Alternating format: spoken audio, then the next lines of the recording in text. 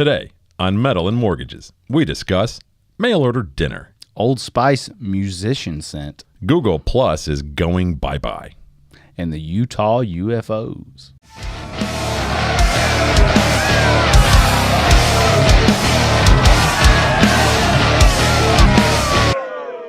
Episode, who cares? So what's been going on, Bobby? Happy Valentine's Day. I got you the same thing I did last year. Nothing. It's V-Day, and if you don't know a V, it's not so good for you. Oh, I shouldn't do. That's rude, isn't it? Going V-Day. Oh, yeah. Hey, I didn't put my tongue out. Yeah. You know, if you do a podcast on Valentine's Day, you're either married or single. I'm just saying. Yeah, or, you know, I don't want to call holidays pagan holidays, but I just don't buy it. I see what's corporate and what's not. Nobody benefits from this ignorance. I love my wife every hour of every day of every week of every month of every year. Right on. So I'm always gifting with her to the point where she's like, you really didn't need to do that. And I'm like, I know that, but I like making you smile. And it's not that she's like materialistic at all, but if I want to get her something cool, get her a pair of AirPods or something that, she liked mine, she thought mine were neat. Here's a pair of AirPods. Right.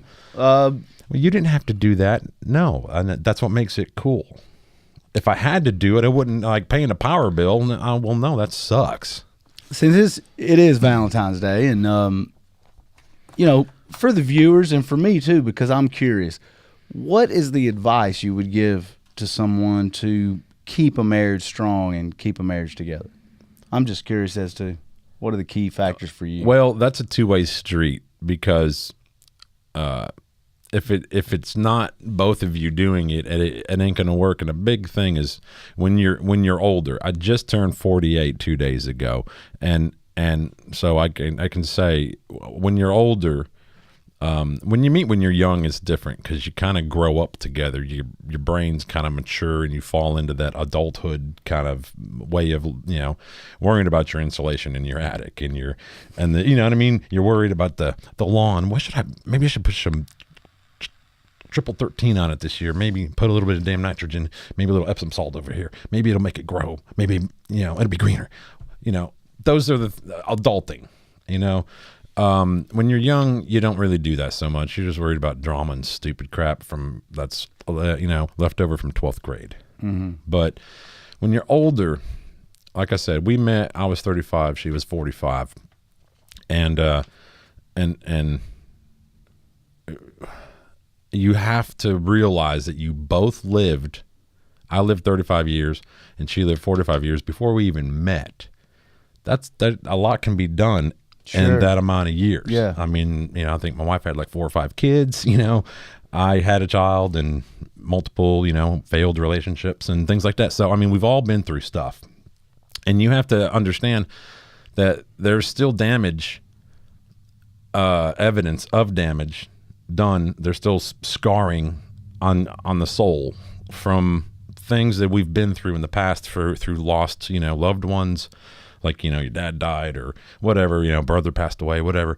This woman just cheated on you, all these things, or in, her case, her ex-husband was a real, piece of work, this kind of stuff, and I don't want to say anything negative about him because it's not my place to, but you have to understand where each other came from and what makes each other react to certain situations. There's sometimes I'll just say something and it's nothing. It's literally just a big giant nothing as far as connotation goes, but it'll be a trigger word for her, and she flips back to her first marriage, which was not a good one, and she just starts going into that mindset of defensive again, and so and I understand that's okay, that's what's going on right now. I can't be upset with her. She's reacting how she trained herself to react 30 years ago. So, and everybody's like that, dude. I mean, my mom's been through 2 marriages, both of them long-term marriages.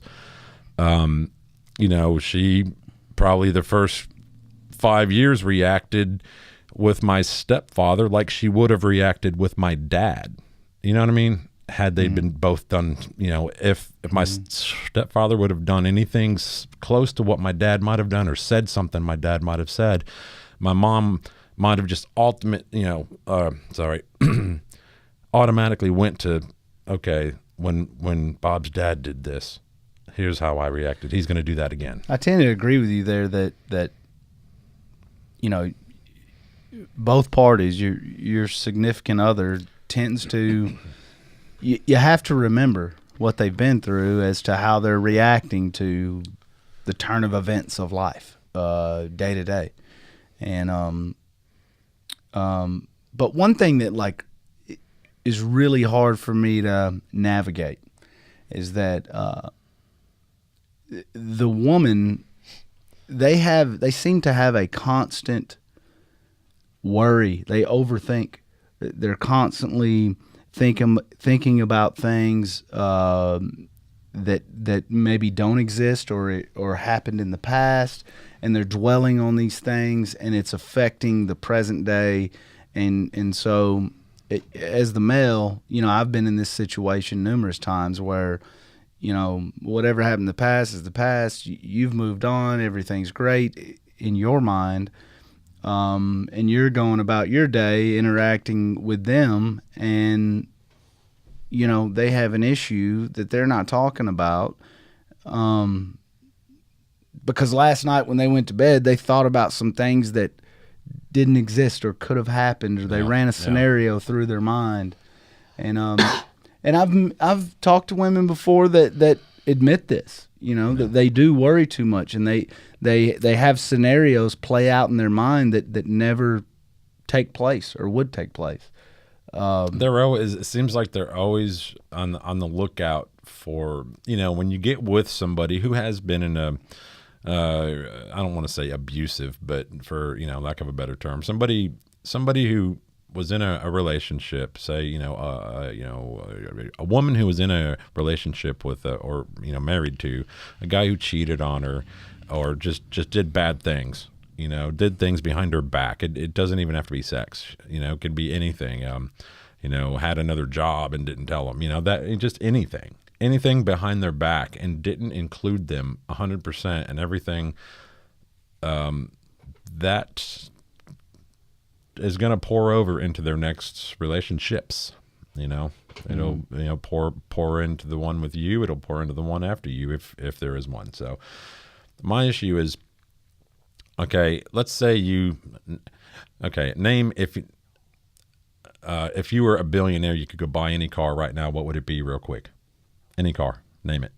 Probably like a 70 Chevelle. Okay, you see the baddest 70 Chevelle you've ever seen. Okay, you and your girl are walking through the park downtown. Okay, it's a beautiful day out. Perfect. Hair's looking good. You feel good. She's looking good.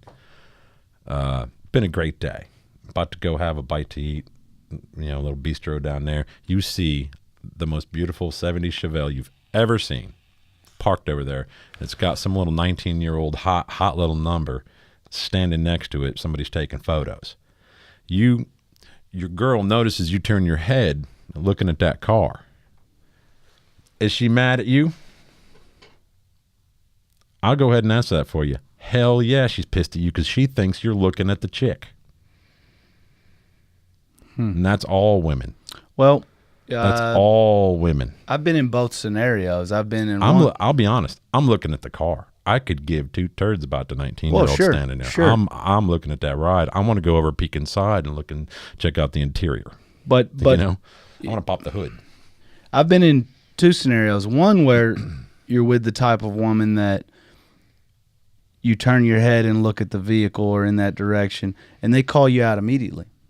Then you have another type that you turn your head and look in that direction, and they think you look at the woman, but they don't say anything, and they bottle it up, you know? Mm-hmm. And then it comes out at a later date. On. Or sometimes it doesn't come out, and it gets stacked on top of some other important thing they're upset about, and you never get to address it, you know?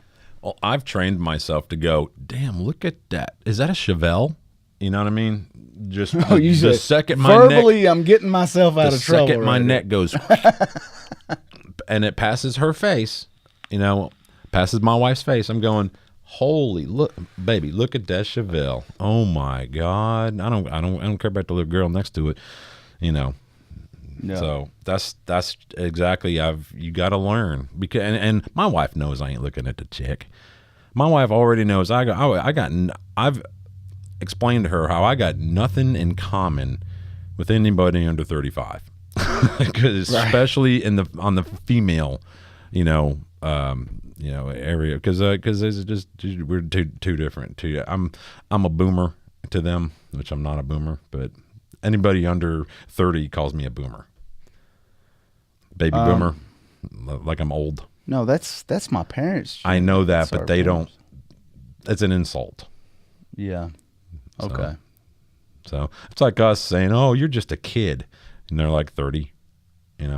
So is there any? I mean, we haven't really. I mean, I guess you didn't really address my question. My question would be, what advice, would you give to somebody that's maybe our age and they're getting married for the first time? What are the short and simple, condensed, like what are the few factors that you would say, do this, do this, do this? Run. Focus on this, and this. Run as fast as Forrest Gump. That shit. I'm just kidding. Come on. First of all, know who you're marrying. And if you think you know them, you don't. Start a fight and see where that goes, just for fun. Just a innocent little, something small. Throw an insult in the room. Pick something. Eat their, if they got a favorite bag of like cookies or something, eat the last 3 of them. Start a small fight, something so minute. Have a backup bag sitting somewhere else in another cupboard, so you can be like, well, look here, I got these. I already bought you some more. I'm just saying, be prepared. But start a small fight. If you haven't fought yet, start a small one. See where that goes. See what kind of stuff she brings up. Because that right there, if you can argue and then say the nastiest things to each other, and then 10 minutes later look each other in the eye and say, "I'm sorry, baby." See, that's the key right there. I love you. It's moving on. It's the ability to move on, and let's go together. You know what I mean? Yeah. Let's move on together. Next thing, what would your next thing? Well, I mean, it kind of all goes, hand in hand. Being on the same plane financially as far as where the money's going to, what your plans are 10 years down the road, saving for it. I haven't been doing that, and it's taken a toll. My wife's not happy with me, because I've been buying all this crap like an idiot, and so on and so forth. So not to put all that out there, but I really don't give a damn. Just understanding, every single day, I make a point to hold my wife in a nice, warm embrace and let her know that I appreciate her. Well, speaking of financially, I know a lot of people that are follow Christianity. They believe that if you're married, you should most definitely have join your accounts and all that. And my parents personally, they never did, and I think that's a case-by-case basis. If it works for you, we keep ours separate, and the reason we did that is because that's how we've always done it. The reason we've always done it, because when we met, I was 35. I had debt, not a lot of debt, but I had some debt. I had a child that was not hers, that I did not expect her to pay for it or come out of pocket for. I made more money than her. I'm not saying nothing negatively, but so it was just better that I felt like if we joined finances, that I would be bringing her down, because my wife had zero debt, nothing, zero, when we met, and I didn't want to bring her down by dumping what small amount of debt. Back then it was like I keep that much in my wallet now. It's like, it's not a big deal, but back then it felt like it was something. I was like $2-3 grand in debt. Like, holy crap. Yeah, some people, but I didn't want to burden her with that. Yeah, if they base, if they stay steadfast in the Christian faith, then that seems to be a must that you join the accounts. But I think it's a case by case basis, and So what would be your third piece of advice to keep a marriage together? I mean, what have I already covered? I covered knowing who you're marrying through. And test it. Well, yeah, and test it. Find out where they go. Find out where they go during an argument, and then find out how long it takes you to look each other back in the eye and say, "That was just some dumb crap. I'm sorry." You know, and never get physical. Ever get physical. You think you're going to get even throwing something across the room? Don't get physical. Walk out of the door. Walk out of the. I don't care if it's freezing outside. That'll humble you real quick. Walk outside the door. And go. Ooh. You know what I mean? Get away from it. Whatever it is, get away from it. And that's with anything, man. At the bar, somebody calls you a bitch or something. Just walk away from it. Ain't nothing we're going to jail for. Ain't nothing we're doing something you're going to regret. So, know who you're marrying. If you think you know them, trust me, you don't. Keep going. Find ways to learn new things about them. However, and a good fight is definitely one way to learn. Being on the same page financially, I guess the one thing I haven't been doing that I regret not doing, with my wife is to have time together. And I don't mean like a date night once a week or any of that crap. When my wife wants to go on a vacation for a week, I should just figure out a way to drop everything and go. Mm-hmm. Even if it's to someplace I don't want to go. Sure. Yeah, sometimes you need to say yes to each other without a debate, without even saying, well, I really don't want to, but I'll do it for you. Sometimes, every once in a while, not all the time, but sometimes when your significant other asks you, hey, you want to go here, go there, just say yes. Just go, yeah, sure, let's do it, even though it's not something because maybe it means something to them. So what's happening in the music world besides Ozzy being in like intensive care or whatever? Dino Cazares. Was that Cazares or something? Yeah, like that. he from Fear Factory, guitarist from Fear Factory. He left Ibanez, which I guess he's been with his the entirety of his career. He left Ibanez and he went with Ormsby Guitars. Yeah, they're a pretty awesome guitar maker from Australia. I have not seen them. Pretty cool designs and they make some beautiful guitars. They're I would get one, but I'm not an accomplished enough player to warrant a $3,000 to $5,000 guitar. So. Who I like that's kind of off the map is Agile. I have one. And if you want like a custom type of guitar and you don't have the money to throw $8,000 at like ESP or somebody, right. Agile's kind of affordable. You can customize it and get your own paint scheme and get an inlay on the 12th fret and all that stuff. You'll still spend $4,000, but it's not $8,000, So I've got an Agile. My wife bought me one for Christmas 2011. It was my first 8-string, and which was cool. It actually still plays wonderful to this day, and it sounds great for its price point. Yeah. But I haven't seen, since 2012, 2013, I haven't seen Agile. I haven't seen anybody else playing Agile, just maybe Jeremy. And I haven't seen anybody famous playing that stuff. Well, no, I just mean I haven't even seen any YouTubers. Because back then that was, people who wanted an 8-string, they went with Agile because there wasn't a lot of people making them. I think Schecter was at the time, that were under $2,000. I think Schecter was, but they were like a 26-inch neck.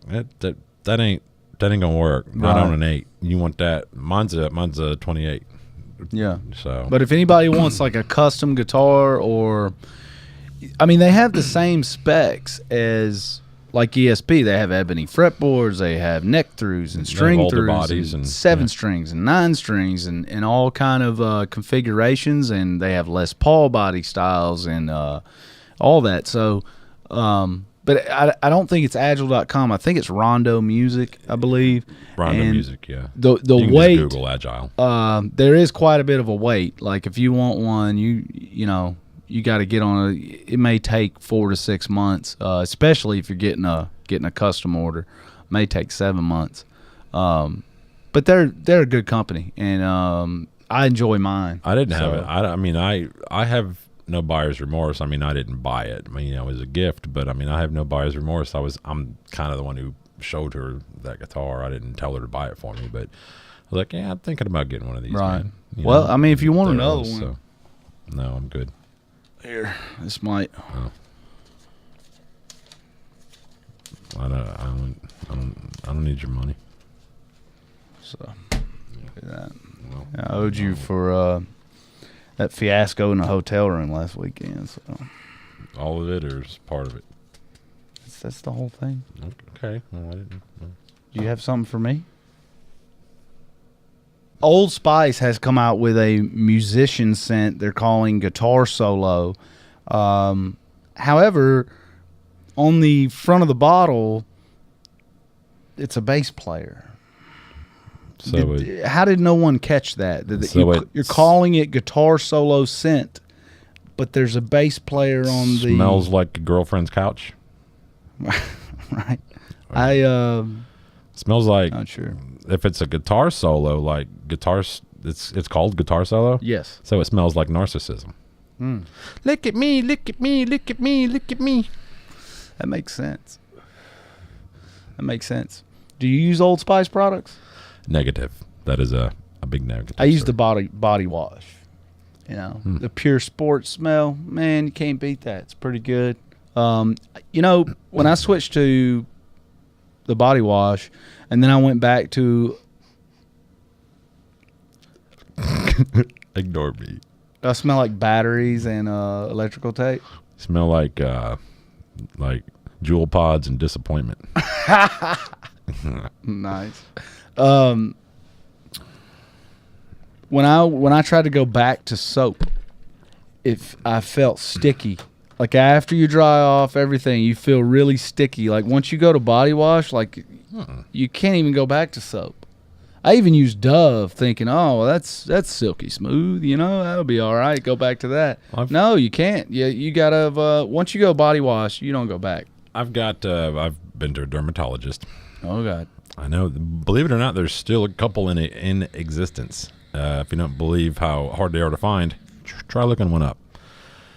And that's what all this junk is on my arms. People think I'm like a meth head or something. I got like he says it's like an eczema kind of a thing, and I have to use oatmeal and just ridiculous crap to help keep it at bay. Do you take tomato baths, tomato paste? No, I've never been sprayed by a skunk. You have Epsom salt though. I use Epsom salts. I use the Dr. Teal's stuff. Sometimes I like to chill back in the bathtub. I haven't been able to do that lately because my damn septic tank all is still screwed up. Which is a nightmare. All right.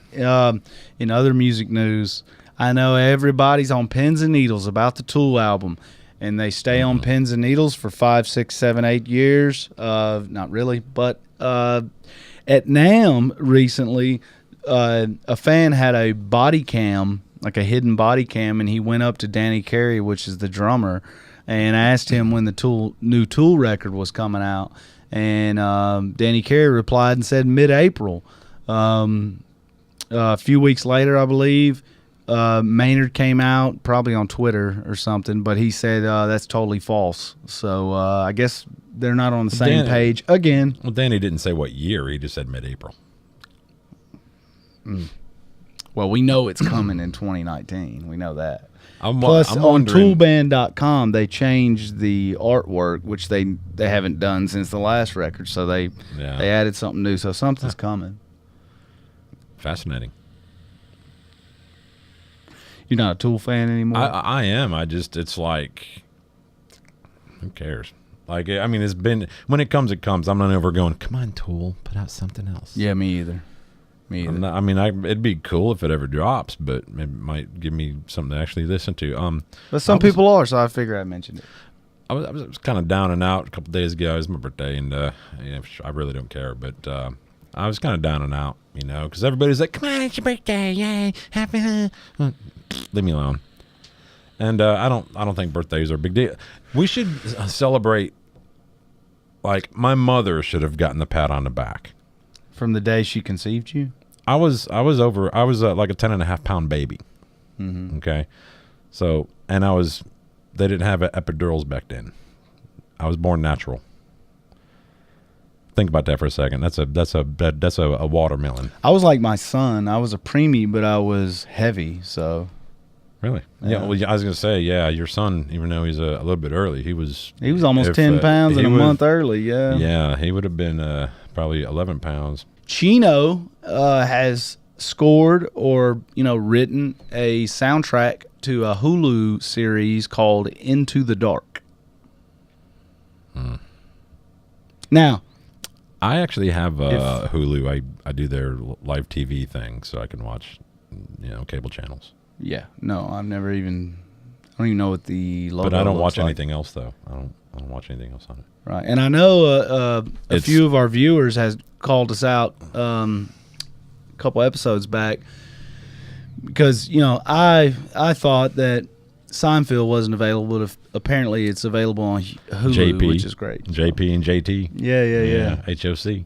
Yeah. So VCR and. But look, MTV. we don't do our research before we come do this. We just talk off the cuff. So we don't. I was saying the whole time I thought it was on something. Well, but you said Netflix. I said no. You said Amazon. I said no. And then we kind of ran out of ideas. I don't think about all. I mean, there's 100 of them now. There's more. Apple's getting into it. Of course they are. They haven't, dropped anything yet as far as what it might be. But they've been buying up stuff, and everybody who like monitors what Apple's doing. And notices stuff. They notice them buying stuff and buying this and buying that. And when whenever corporations start buying stuff, they got something in the works that's covert. The Grammys took a shit on Vinnie Paul. They did not mention him in the memoriam segment. I stopped watching the Grammys in 2002. When Lane Staley passed away, and all they did was show a quick photo of him. Even if they did that, I don't even think they did that, but they might have. But look, who cares, right? Because, in the rock category, it's just going to be Foo Fighters, Foo Fighters, Foo Fighters, and Fighters Foo. And, that kind of leads me to this week's episode of Knock That Shit Off. Awards shows. And I wrote this like 3 weeks ago, right after our last episode, and we've just been so busy, and we haven't been able to tape. So, award shows. The commercial, financial, and personal success isn't enough for these egomaniacs. Following, catching up to, and living your dreams, having the whole world cater to your wants, needs, and placing you on a golden pedestal. Fame and fortune and everything that goes with it isn't enough. These megalomaniacal a-holes need 6 to 8 nights a year where all eyes, cameras, attention is focused upon them. What do they do with this honor? They use that mic to spew out political opinion and discontent. Well, knock that shit off. Just collect your award with grace, thank your mother, producer, or director, and exit the stage effing left. Limos, bags of cash, red carpets, and narcissism isn't enough. They get bags filled with iPhones, Beats headphones, Apple Watches, laptops, and first-class tickets to Acapulco while they're backstage. I think they call them like goodie bags or something in the back. Mm-hmm. Why? Because having 3 multi-million-dollar homes fully staffed, a publicist, manager, life coach, and 3 personal assistants isn't enough. Knock that shit off. Let's stop glorifying people who already have a life filled with glory. How about an award show for Joe effing taxpayer? He worked his ass off all year, got his kids through another year of school without any of them being held back or being diagnosed with ADHD or getting busted bringing a firearm to school. Maintained his marriage and yet still found time to keep his yard looking nice. That's the guy I want to see being handed an award. I'm even going to go and offer the show a title. The Metal and Mortgages Bob Award. It's a statue of a middle-aged man, 5 o'clock shadow and a dad bod, with a slight frown but raised eyebrows, you know. Holding a garden hose against a brass minivan. That's, the award. I think it'd look cool. The next awards show you see coming on television, skip it.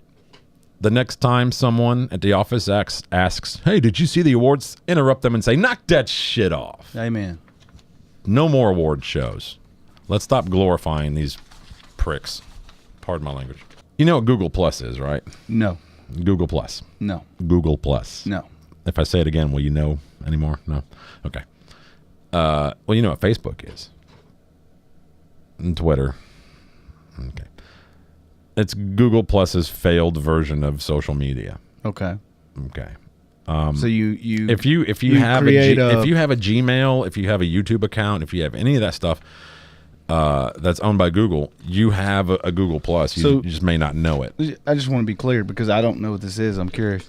So you create a profile, email password, you create a profile picture, and then people just post things. It's like Facebook? Or? I've never used it. I think when it first came out, they made me, like when I created a YouTube page or something back a long time ago, they made me create like a Google Plus page too. Uh-huh. I just never posted anything to it and didn't care. So you don't know if the interface looks like Facebook or MySpace or Twitter? I don't think. I've never even, they bug me, download the app today. Why? Okay. All right, but so what's up with that? It's Google with the plus. So what's up with it? April 2019, it is shutting down, going bye-bye.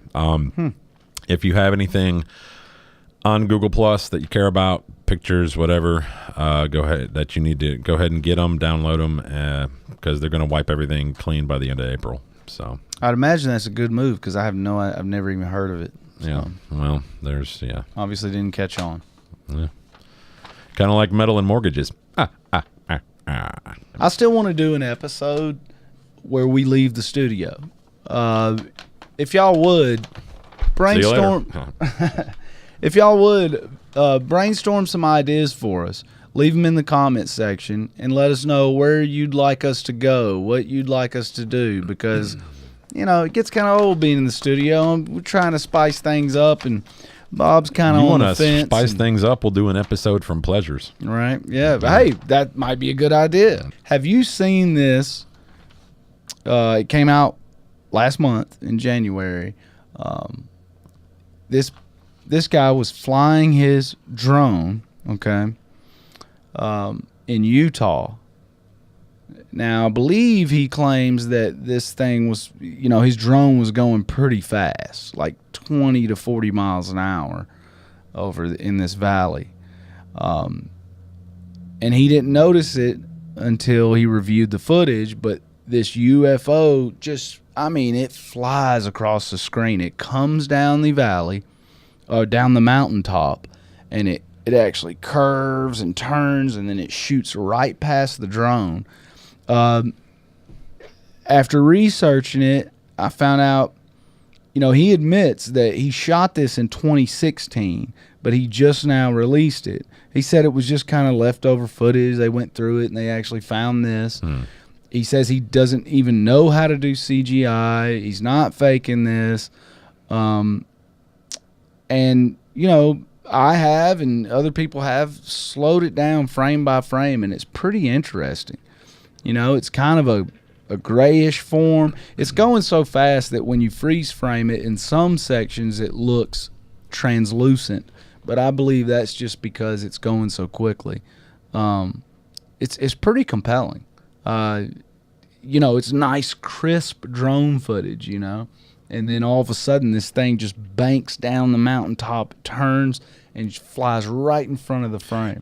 Something else strange that's been going on in Canada is there's this small little town, apparently, and near this grocery store, all these, at least that's the kind of footage or still frames I've found. I mean, if I can find footage, I'll throw it up here. But I haven't really found a whole lot of evidence other than just articles talking about everyone's vehicles and electronic devices are just shutting off and not operating properly. If you're in this little vicinity, they just don't work. The vehicles are just shutting off.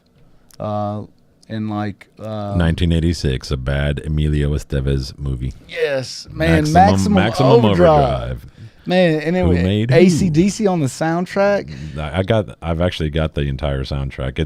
They put out an album. It's called Who Made Who. Yeah, and a Coke machine was firing full cans of soda at people. There's all kind of things going on. Oh man, that was a good. And that one 18-wheeler with the the green big clown looking thing on it. Green demon face or whatever.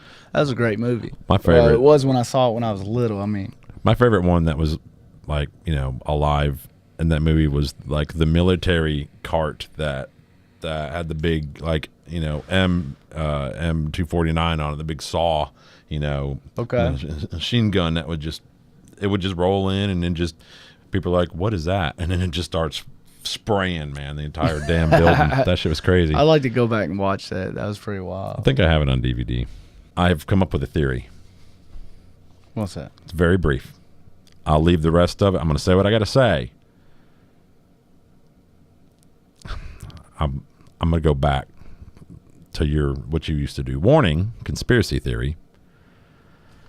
I'm just going to say what I got to say, and then we're going to drop it. I'll leave everything up to everybody else's interpretation and let them investigate. Humpty Dumpty was pushed.